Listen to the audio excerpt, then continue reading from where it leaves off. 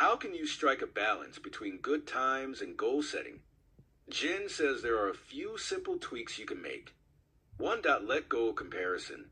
The pressure OT achieve is often rooted in comparison. We see others succeeding and feel less about ourselves if we aren't able to do the same. In turn, this can lead us to put unnecessary pressure on ourselves to emulate their success. There's no such thing as an overnight success, Jim points out.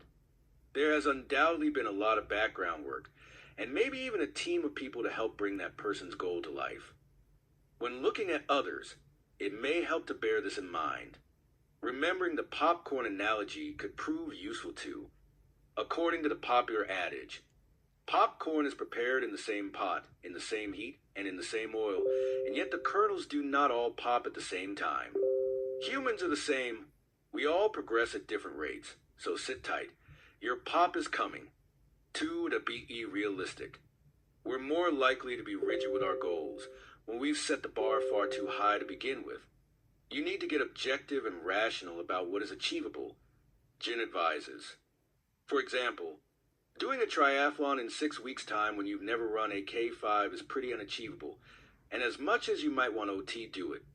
Deep down you know it's not realistic. If achieving a goal is coming at the expense of enjoying your life, it's time to reassess. We're often told OT reach for the stars, but sometimes it's okay to do what's manageable and reach for the low-hanging fruit instead. 3. Make time for fun. The next time a last-minute invitation, like brunch with your friends or a spontaneous trip, comes your way, remember the word balance.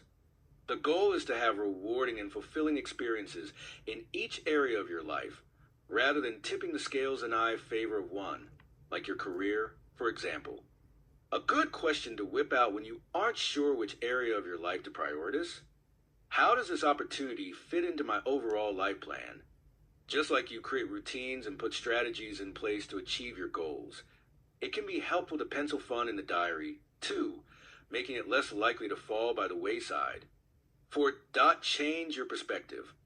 Sometimes our goals feel like the be-all and end-all, and we assume that we won't be happy or satisfied until we achieve them. This isn't the case. You can find ways to live in the moment, no matter where you're at on your journey. To keep that in mind, Jen advises reframing your failures and remembering just how far you've come. Often, we forget how much work we have actually put into something just because we haven't got that final little piece of the puzzle, she points out. Make sure you keep observing the progress you've made. Taking a flexible approach to your goals may mean that it takes a little longer to reach your destination. Balancing goal setting with good times means making plenty of pit stops to replenish and refuel along the way. The process may be slower, but you're more likely to cross the finish line with your well-being intact.